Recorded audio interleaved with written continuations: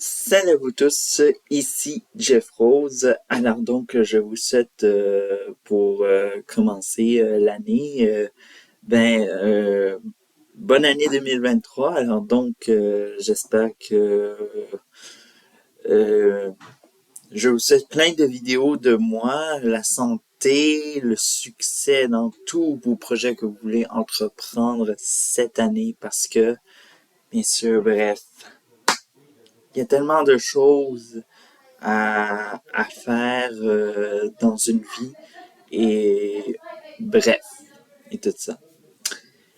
Alors donc pour commencer, j'aimerais vous poser une question. Qu'est-ce que vous avez fait le dernier jour 2022? Bref.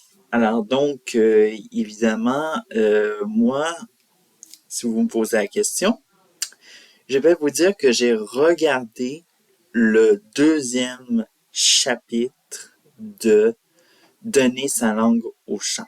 Alors donc, pour tous ceux qui ne savent pas qu'est-ce que c'est Donner sa langue au chat, c'est une série documentaire qui, vraiment, moi je dirais, la meilleure référence pour comprendre la francophonie canadienne dans son ensemble global.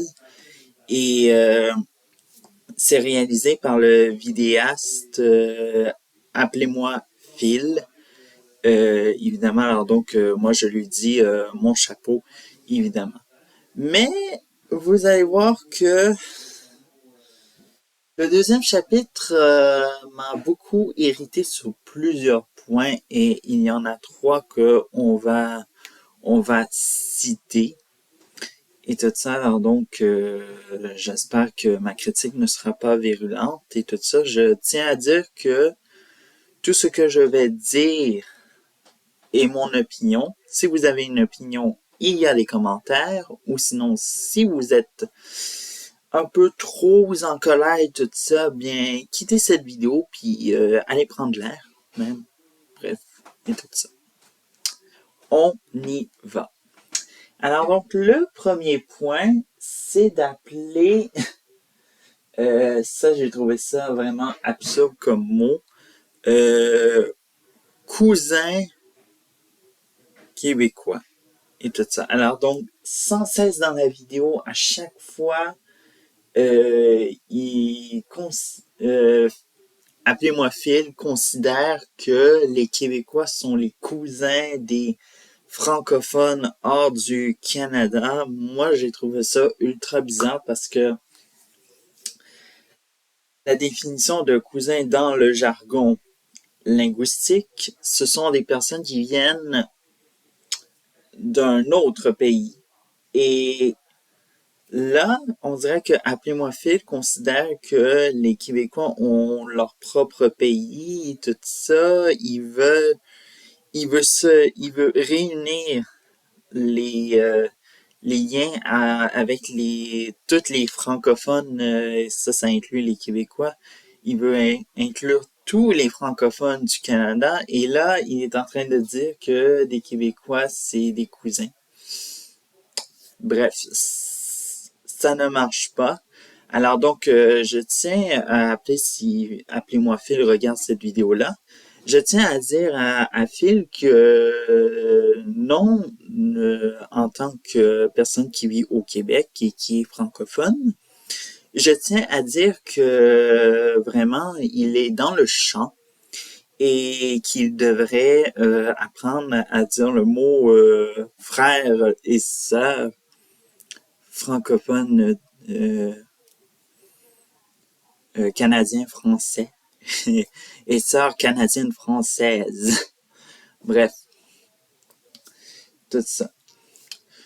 Le deuxième point, c'est le manque totalement, je pense, il y a beaucoup de manque, je pense, de soi-disant faits historiques et tout ça.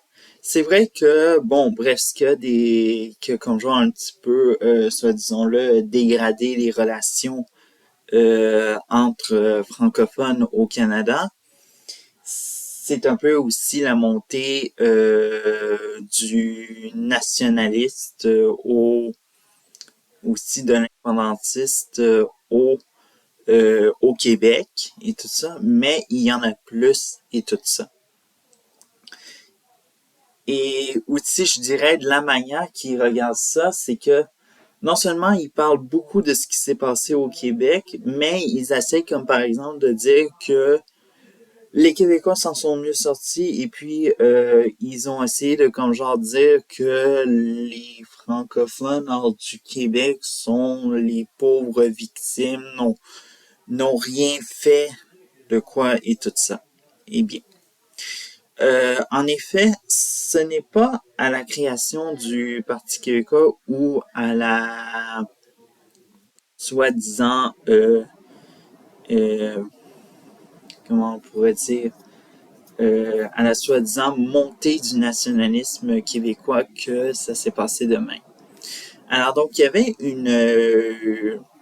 y avait une assemblée qui s'appelait l'Assemblée des États généraux. C'était là où les francophones se réunissaient par année et celle de 1967 a été beaucoup marquante puisque non seulement elle se passait à Montréal à la Place des Arts et c'est là où il y a eu un certain, soi-disant, René Lévesque. Alors donc, je le mets de même parce que c'est un peu...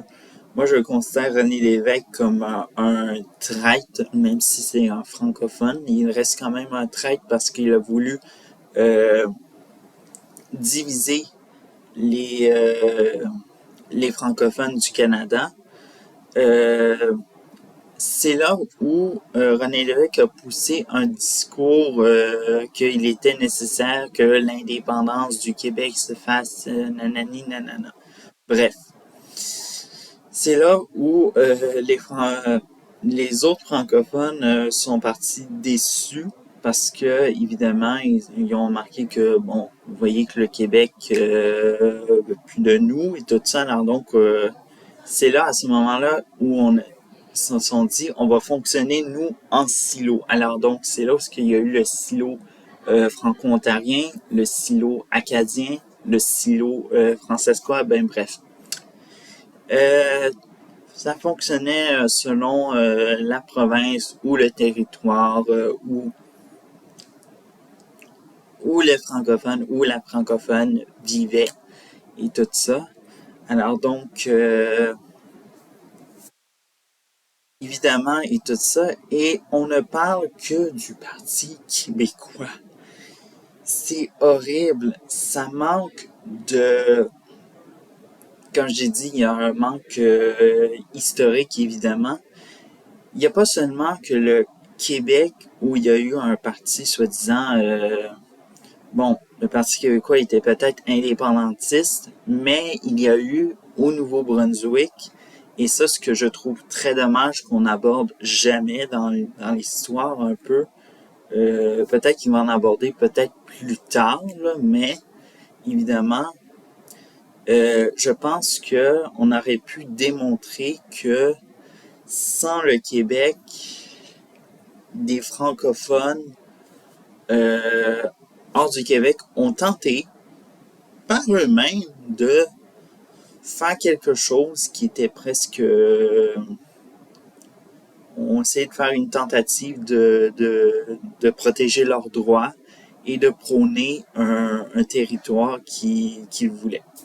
Alors donc, bien sûr, ça a été le cas pour le Parti acadien qui a été actif dans le paysage politique du Nouveau-Brunswick vers la fin des années 1970 jusqu'au début des années 1980. Alors donc, eux, ce que le Parti acadien, eux, voulaient défendre, soi-disant, les droits et les valeurs des Acadiens, soit les francophones du Nouveau-Brunswick. Alors donc, eux avaient dans leur... voulaient en même temps prôner la création d'une province francophone qu'ils ont baptisée l'Acadie. Ne cherchez pas d'où c'est sorti, évidemment. On appelle tout l'est de l'Acadie, la péninsule acadienne. Alors donc, l'inspiration n'était pas loin et tout ça. Mais bref. Alors donc, je pense que c'est très dommage que dans le documentaire, on passe les fun hors Québec comme des personnes qui ont absolument rien fait, qui se sont laissés faire et puis qui se battent comme euh, je sais pas, comme s'ils faisaient du CrossFit 24 heures sur 24. Je sais pas moi. Bref, alors et oui, ceux qui regardent ça, cette vidéo du Québec, il n'y a pas juste les Québécois qui parlent français. Il y a plein de personnes qui parlent français au Canada. Bref, tout ça. Et le dernier point, ça, je l'ai entendu beaucoup de fois et ça me tombe sur les nerfs. C'est c'est de dire que les francophones ont subi la même assimilation que les autochtones. Alors donc, je tiens à répéter que premièrement, c'est un peu, soit disons-le, quelque chose de non fondé, premièrement, parce que ce que les Autochtones ont subi est pire que ce que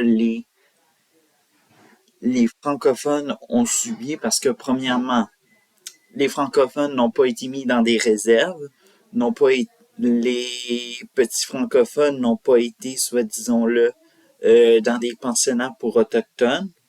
Euh, Ce serait pas des pensionnats pour autochtones, mais ça aurait été des pensionnats tout court. Mais bref, des pensionnats pour francophones. On n'a pas, soit disons-le, faire,